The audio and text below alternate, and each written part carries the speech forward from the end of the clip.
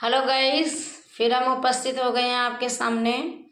तो हमने गिरधर की कुंडलियों में आपको 2 कुंडलियां पढ़ाई थी और गद्यांश में काकी हमने पढ़ाया है। उसके प्रश्न उत्तर 1-2 करा दिए हैं, बाकी की कराएंगे। आज हम तीसरी कुंडली पढ़ाएंगे गिरधर जी की। आपको सारे बच्चे ध्यान से सुनेंगे, समझेंगे, ठीक ना। तो अभी हमने लाठी के बारे में आपको समझाया और कमरी मतलब कंबल के बारे में आपको हमने समझाया। अब गुण के बारे में समझाएंगे। गुण मतलब व्यवहार आचरण के बारे में समझाएंगे सभी को, ठीक ना। सारे बच्चे ध्यान से सुनेंगे, समझेंगे। जिसको समझ में नहीं आएगा वो हमसे पूछेगा, ठीक। तो स्टार्ट करते हैं। गुण के गाहक सहस नर, बिन गुण लेह न कोई।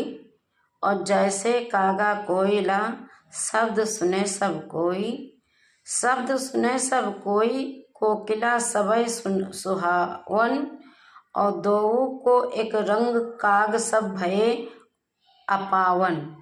और कह गिरधर कविराज, सुनो हो ठाकुर मन के।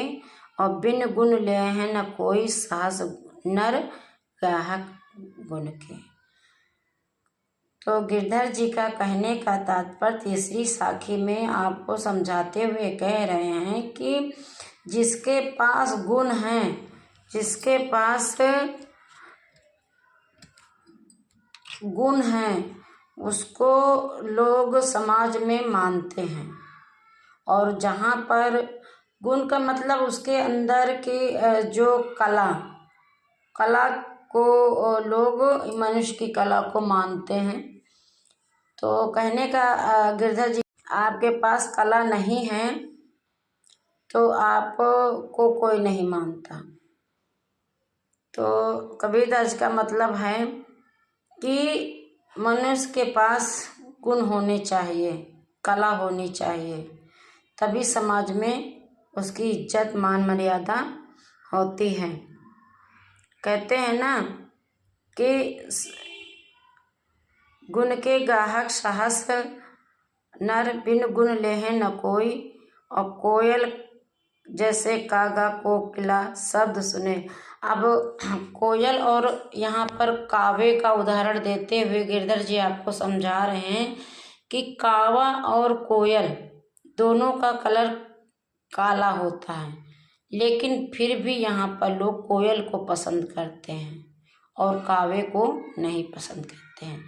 कहने का तात्पर्य यह है कि जिसके पास गुण होते हैं, अच्छाइयाँ होती हैं, उसको तरीके होते हैं, उसका आचरण अच्छा होता है, उसी की मान सम्मान समाज में होती है, ठीक ना।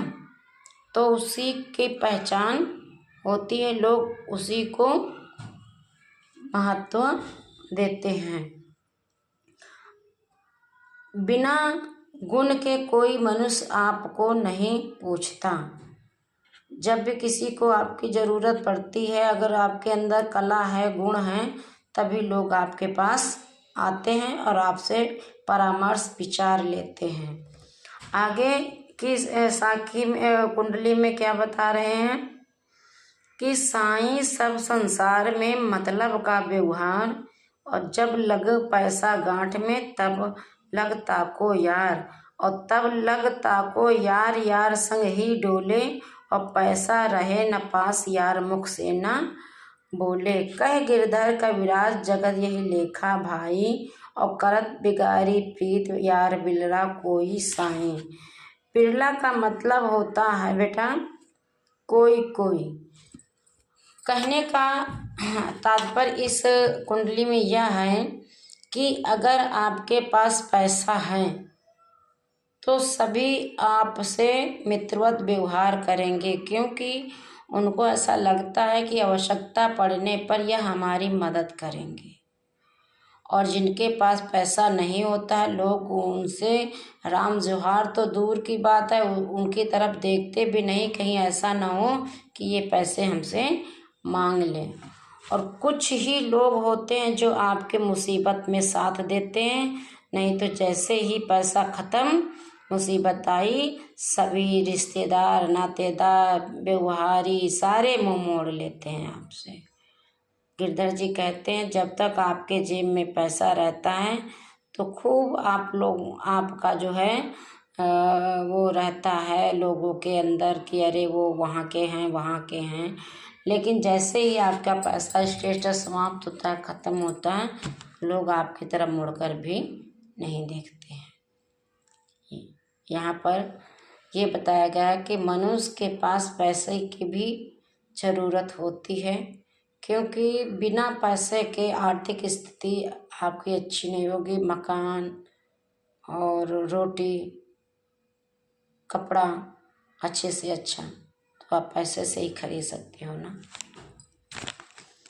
फिर अगली कुंडली में आपको समझाते हुए कह रहे हैं कि रहिए लटपट काट दिन बरु घामे माँ सोए और छाह न बाकी बैठिए जो तर पतरो होए।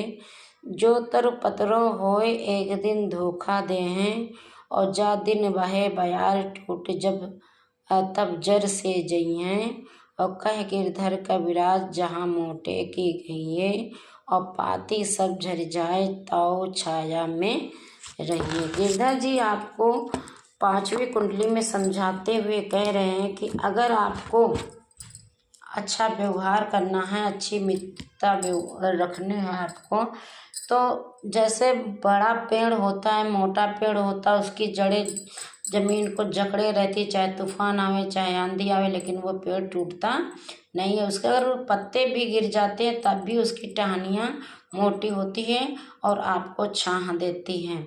जैसे पीपल का हो गया पेड़ और नीम का हो गया, आम का हो गया, ये पेड़ मोटे टहनियों वाले होते हैं जो आपको उनके पत्ते गिर जाते हैं लेकिन फिर भी आपको छाह देते हैं।